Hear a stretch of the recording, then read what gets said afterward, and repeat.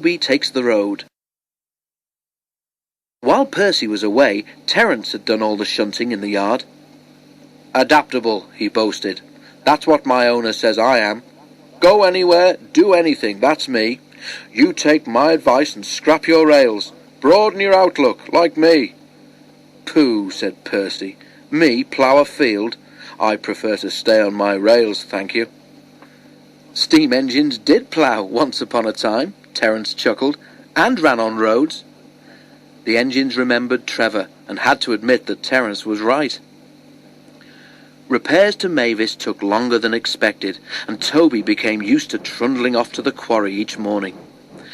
Because of Toby's small water tank, his driver and fireman had arranged with the quarry manager that they should bring loaded trucks down to Farquhar at lunchtime instead of later in the day.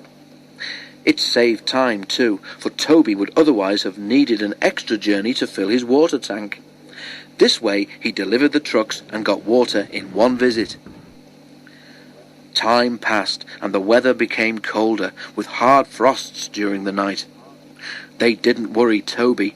His fire kept him nice and warm, and he puffed happily to and fro, arranging the trucks, taking them down to the yard, and bringing back empty ones. One night it was particularly cold. The ground froze solid, and even Toby felt chilly. Brrr! He shivered as he left the shed and set out, light engine, along the line towards the quarry. When the ground freezes, it swells. At the road crossing, where Mavis had had her accident, the frost had swollen earth in the ruts beside the rails so much that Toby's wheels were lifted clean off the track. There was a crunching noise, a rumbling, and Toby began to shudder. He was horrified. "Oh, he exclaimed. "What's happening?" The line here curves away towards the quarry, but Toby, with no rails to guide his wheels round, simply went straight on. Toby was not going fast.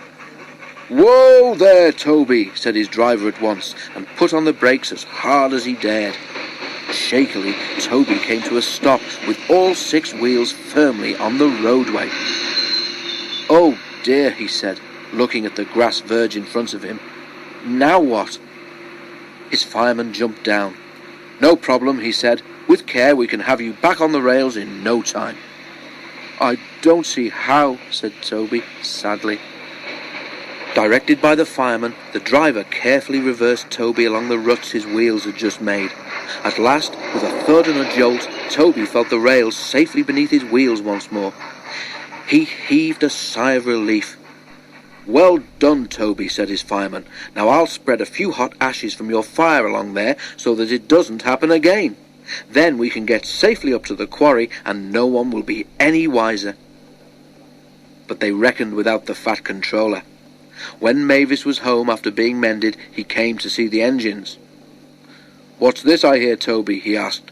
"Trying to be a traction engine, were you?" Toby blushed, but the fat controller wasn't cross. Toby told him about Terence. The fat controller laughed. "If I were you," he said, "I should leave the roads to what they were made for. You stay on the rails, you'll find them much more comfortable." Toby the tram engine was quick to agree.